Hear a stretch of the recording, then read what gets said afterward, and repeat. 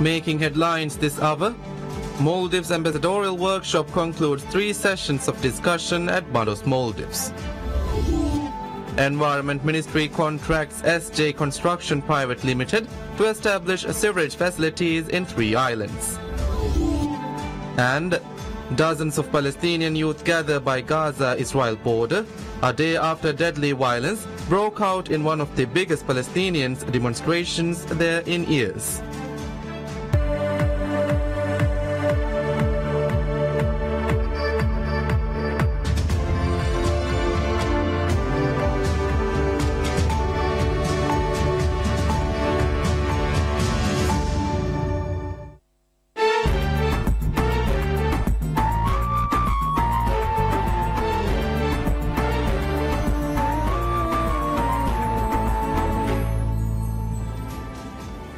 Bismillahirrahmanirrahim. Welcome you all to PSM News in English. I'm Zionat Hassan here with the news in details.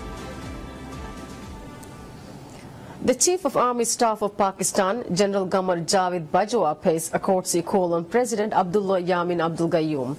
During the call, the President welcomed the General to the Maldives and conveyed greetings and good wishes to President Mamnoon Hussain and Prime Minister Shahid Haqqan Abbasi of Pakistan. Highlighting the continued assistance and support of Pakistan for the development of the Maldives, the President expressed hope and confidence the 2 countries will continue working together on bilateral and international issues of common concern to further strengthen the close ties of friendship and cooperation that exist between the 2 countries. The General thanked the President for receiving him and extended greetings and good wishes of the President, Prime Minister and the people of Pakistan to the President, the government and the people of the Maldives. Noting that Pakistan and the Maldives are 2 brotherly Muslim nations, the General emphasized on further cultivating existing ties of friendship, understanding cooperation in all fields of new heights in the years to come. Moreover, General Qamar Javed Bajwa paid a courtesy call on Minister of Foreign Affairs Dr. Muhammad Asim and Minister of Defense and National Security Adam Sharif Umar. The Pakistani Army Chief is on an official visit to Maldives on invitation of Chief of Maldivian National Defense Force Major General Ahmad Shiam.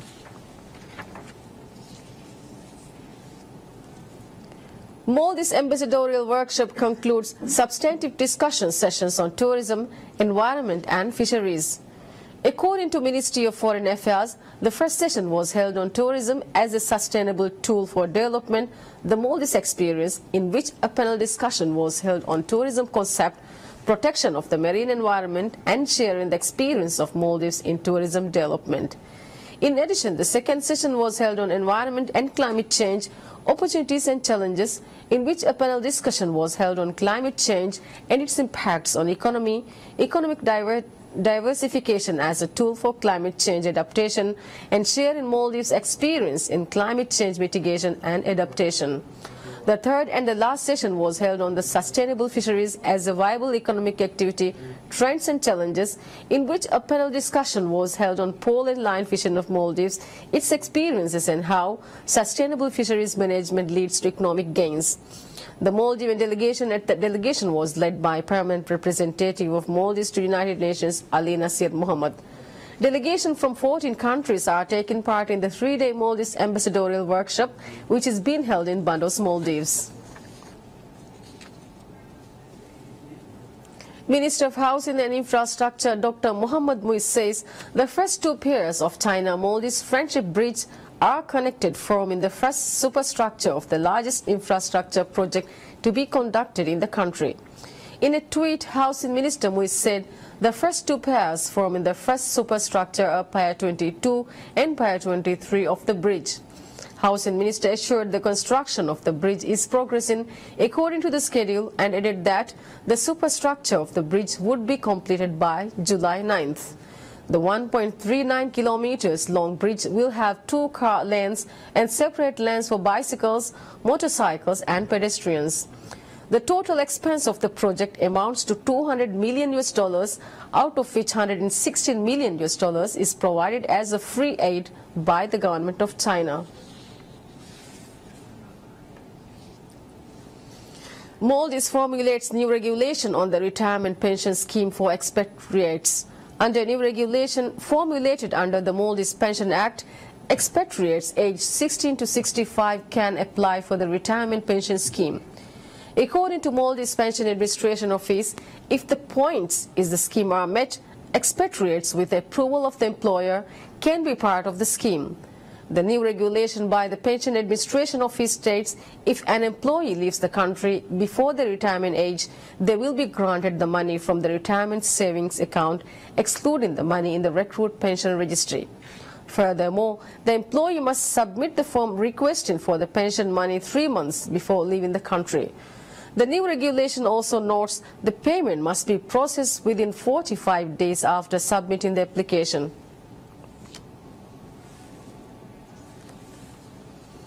Ministry of Environment and Energy contracts SJ Construction Private Limited to establish storage facilities in 3 islands. The agreement of the project was signed by Minister of Environment and Energy Tariq Ibrahim and Managing Director of SJ Construction Muhammad Shihad. Under the agreement, SJ Construction Private Limited will establish storage facilities in Biledu in Faf Atoll, in Namadu in Ra Atoll and Fiva in Shavin Atoll. Speaking after the signing agreement, the Environment Minister highlighted the efforts of the government to ensure safe storage facilities in all islands in the Maldives. The project, funded by the Public Sector Investment Program PSIP of the government, is expected to cost over $2.7 million. SJ Construction is contracted to complete the project within 12 months.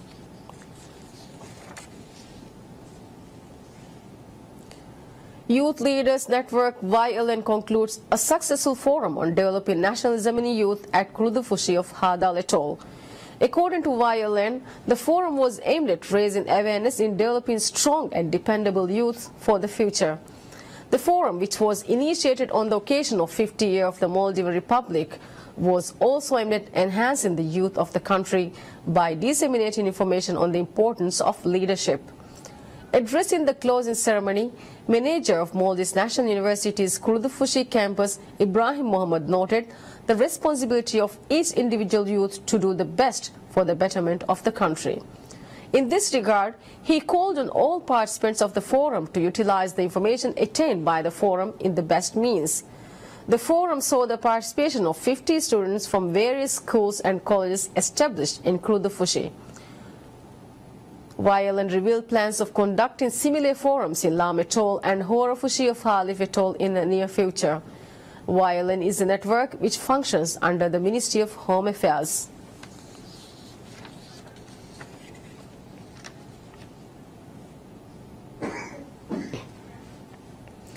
CEO of Maldives Expo and Conference Services Private Limited, Asim Mukhtar, reveals exhibitors of Maldives International Education and Career Expo have shown keen interest in conducting such an exhibition in Addu City. In an exclusive interview with PSM News, Asim Mukhtar noted the exhibition received a record number of visitors this year. Asari Services Private Limited and Maldives Exhibition and Conference Services Private Limited conducted Maldives International Education and Career Expo 2018 to disseminate information on the latest educational opportunities from Maldives and abroad.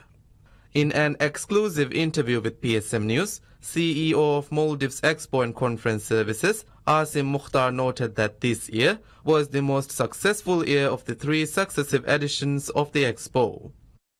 In this regard, he highlighted exhibitors have shown keen interest in conducting such an exhibition in Addu City next year. So the reason we bring this expo, there's an opportunity for Maldivian students, not only students, working adults as well, to come and see what is there available in all their courses, colleges, universities, and talk to the counselors. That's the main objective of this exhibition. They get a chance to come, not only see brochures, but talk to the counselors. There are even lecturers over here who have flown down especially for the exhibition. So this gives you an opportunity to talk directly to lecturers and counselors. The organizers revealed that the expo, which was held from March 29 to 31 at Darbaruge Convention Center, disseminated information on scholarship and other educational opportunities from vibrant fields such as medical, architecture, business and accounting. We provide education in design field. So we provide fashion design, interior design, visual communication design, digital media design, and we also do fashion marketing and communication. To have some activities around IELTS and give them some more information as to the preparation we offer, the registration support and the test day experience and all that. That's why we are here to give them that knowledge and awareness. We are providing French classes, French courses to everyone, for beginners and to those who want to improve the level also. We have courses ranging from our certificate level 4 foundation to our newly introduced Masters of Business Administration program. We have separated courses. For example, we have photography and we have electrician, refrigeration and pharmacy, nursing. These are the courses we are running now. In addition, special seminars were also organized in fields such as fashion designing and aviation. The exhibitors expressed elatedness on the rave response received by the public in the 3-day expo. This has been a high attraction because we are giving some gifts and we have some competitions. If you see, we have a little question and answer session happening. We have a photo booth happening on our side. So there's a lot of activity around the stall. It's really good because we were expecting good turnover and we really got a good response from this exhibition. We have got a good set of good responses basically because they have been asking us how we can support them if they come to Sri Lanka with the lodging facilities and whether we can arrange some customized courses. So we see that there is a potential for HR in Maldives. The platform provides an opportunity for locals to interact with high-ranking officials from various international universities and colleges. Interested candidates were also given opportunity to process on-the-spot applications at the expo. Maldives International Education and Career Expo has concluded the 3rd successive edition with participation of over 40 exhibitors. This year's expo saw exhibitors from vibrant fields such as medicine, fashion designing and aviation. From Darbaruge Convention Center, Ismail Azim, PSM News.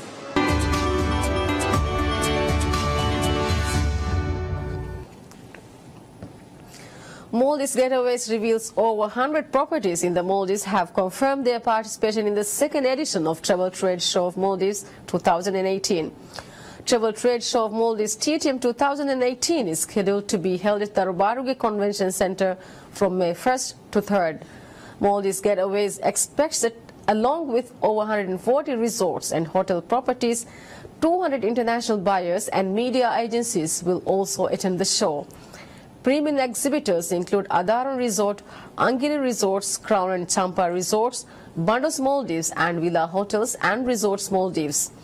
The TTM Gala Night, which will be held at Adaran Select Huduramfushi, will host TTM Awards on May 2nd. TTM will also host the 2nd edition of the Hotelier Summit, targeting the hotel investors, leading hotel owners, operators, developers, architects, interior designers and consultants. Chinese Foreign Minister Wang Yi says China will import goods of $8 trillion in the next 5 years and significantly ease its market access. Wang Yi, also a newly endorsed state councillor, made the remarks when addressing the first business summit of the Greater Mekong Sub-Region GMS Economic Cooperation opened in the Vietnamese capital of Hanoi.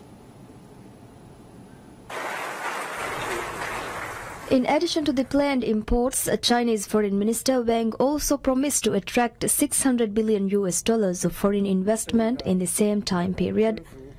The Foreign Minister reiterated China's commitment to market opening up in his address to the heads of states and business representatives from the region.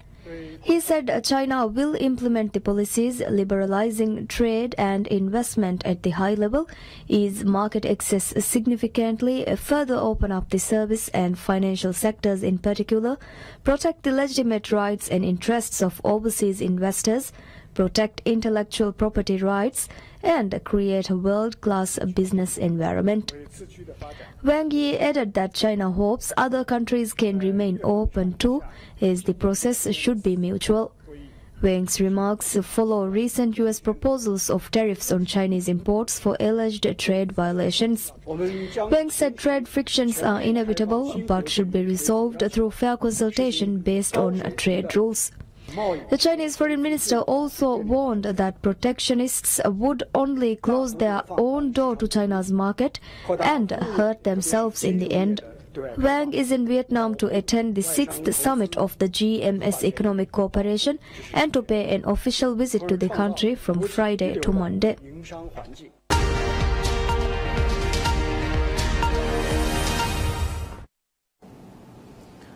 Dozens of Palestinian youth gathered by the Gaza-Israel border a day after deadly violence broke out in one of the biggest Palestinian demonstrations there in years.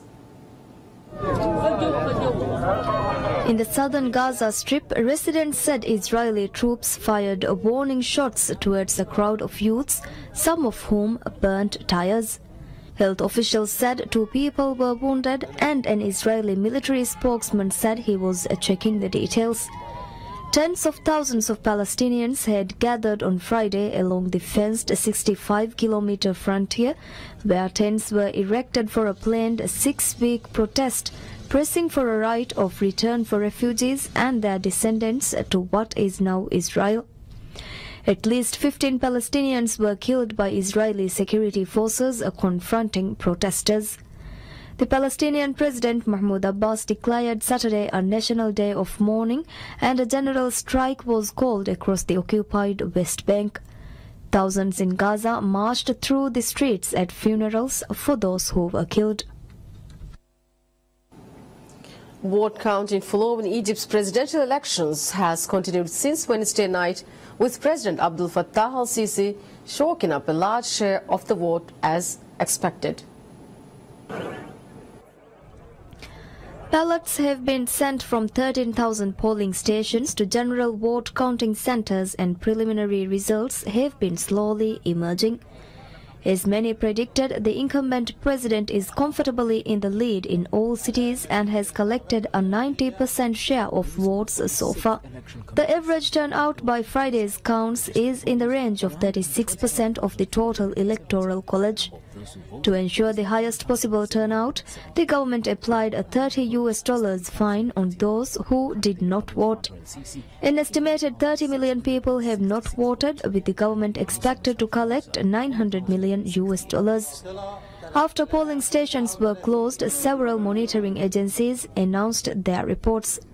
The Common Market of Eastern and Southern African State, COMESA, and the Community of Saharan States, CANSAD, sent a joint monitoring team to Egypt, and they roundly praised the voting process.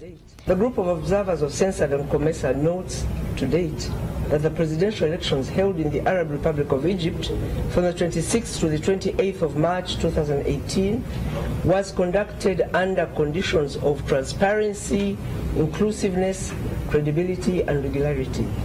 The 3 days of the vote passed without incident in spite of threats by militant groups to damage the elections.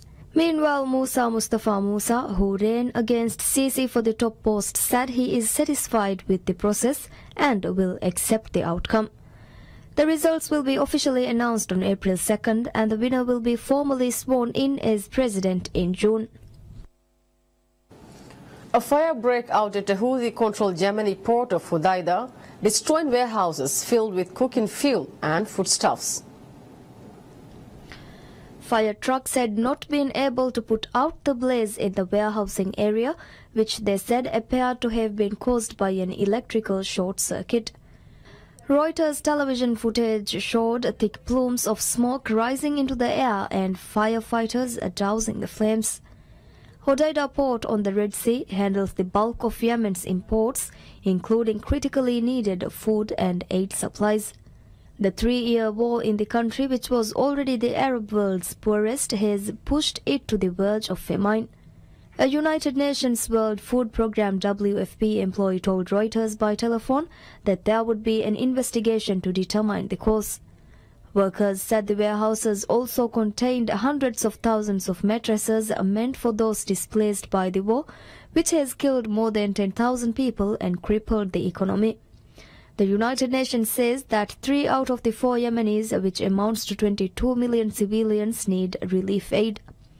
The Saudi-led coalition intervened in Yemen's civil war in 2015 to restore the internationally recognized Yemeni government that was forced into exile by the Iran-allied Houthis.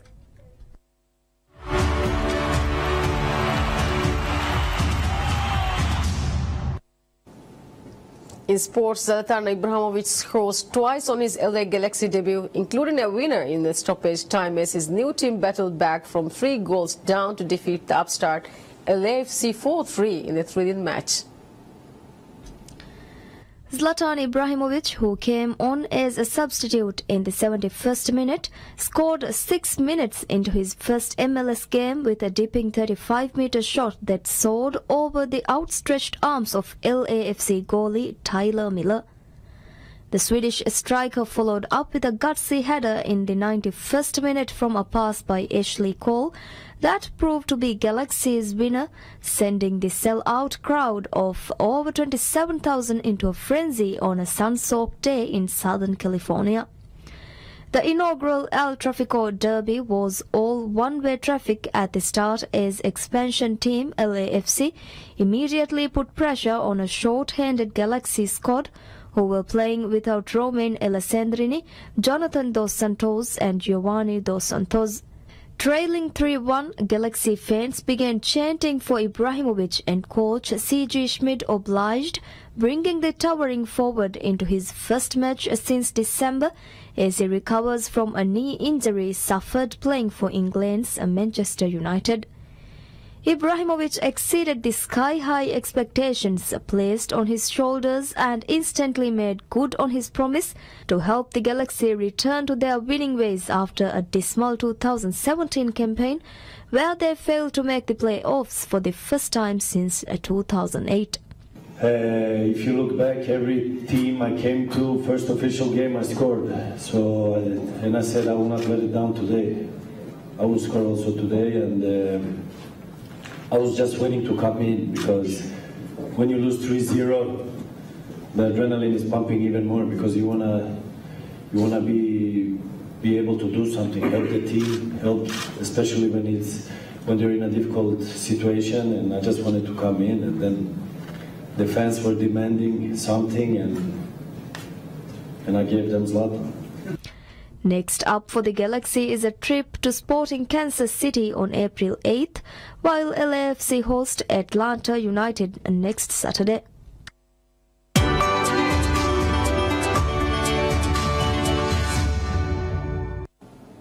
According to scientists, all operations of China's 3 Gaofen-1 imaging satellites are operating well. China launched 3 Gaofen-1 imaging satellites as part of the country's high-definition Earth observation project on Saturday. The 3 satellites, respectively named as Gaofen 102, Gaofen 103 and Gaofen 104, were launched on the back of a Long March 4C rocket from the Taiyuan Satellite Launch Center in northern Shaanxi province. It was the 270th flight mission by Long March carrier rocket. The satellites entered the preset orbit at 11:56, marking a success in this launch mission. As high-resolution imaging satellites that are accurate to 2 meters in distance, they will be used for fields including disaster warning, ecological protection, infrastructure construction, transportation and emergency response. With that, we conclude the news for this bulletin. Thank you for joining us and have a pleasant day ahead. Bye-bye.